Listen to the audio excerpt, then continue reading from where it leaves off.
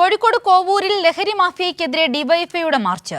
രാത്രികാല കച്ചവടത്തിന്റെ മറവിൽ സ്ഥലത്ത് ലഹരി മാഫിയ പിടിമുറുക്കുന്നുവെന്ന് ഡിവൈഎഫ്ഐ. മാർച്ചിൽ നേരിയ സംഘർഷമുണ്ടായതാണ് അറിവ്. വിവരങ്ങളുമായി ചേതൻ ചേരുകയാണ്. ചേതൻ, ഇപ്പോൾ നിലവിൽ അവിടെ ഒരു സംഘർഷ സാധ്യതയാണോ ഉള്ളത്? എന്താണ് നിലവിലത്തെ അവിടുത്തെ സ്ഥിതി? സാധ്യത എല്ലാം അവസാനിച്ചു. ഡിവൈഎഫ്ഐ പ്രവർത്തകർ പിരിഞ്ഞുപോയി.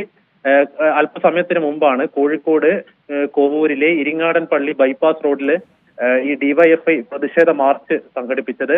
ഈ പ്രദേശത്ത് രാത്രി കാലത്ത് ഫുഡ് ട്രക്കുകൾ വഴി ലഹരി മാഫിയ പിടിമുറുക്കുന്നു എന്നാണ് പ്രധാനമായും ഈ ഡിവൈഎഫ്ഐയും അതുപോലെ തന്നെ ഈ പ്രദേശത്ത് താമസിക്കുന്ന നാട്ടുകാരും പറയുന്നത്. രാത്രി കാലങ്ങളിൽ ദൂരദേശത്തു നിന്ന് പോലും അപരിചിതരായ ആൾക്കാരൊക്കെ ഇവിടെ വന്ന് തമ്പടിക്കുന്നു.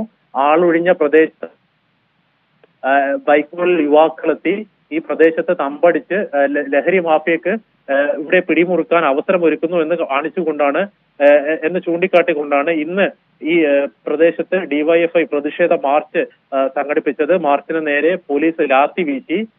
നേതാക്കന്മാരൊക്കെ ഇടപെട്ട് പ്രവർത്തകരെ ശാന്തരാക്കുകയായിരുന്നു. കഴിഞ്ഞ ദിവസവും ഈ പ്രദേശത്ത് ഈ വിഷയവുമായി ബന്ധപ്പെട്ട് നാട്ടുകാരും അതുപോലെ സർവകക്ഷി യോഗം നടന്നിരുന്നു.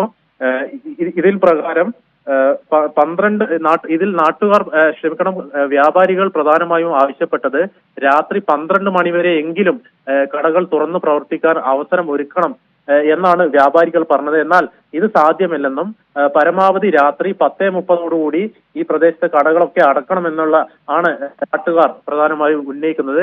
ഏതായാലും ഇത് സംബന്ധിച്ച് നാളെ കോഴിക്കോട് റൂറൽ ഒരു യോഗം ചേരുന്നുണ്ട്. സ്ഥലത്തെ രാഷ്ട്രീയക്കാരും കൗൺസിലറും വ്യാപാരികളടക്കം യോഗത്തിൽ പങ്കെടുക്കും. ഈ ACPയുടെ ഓഫീസിൽ വെച്ചാണ് നാളെ രാവിലെ 11 മണിക്കാണ് ഈ യോഗം നടക്കുക. സിന്ധൂരി.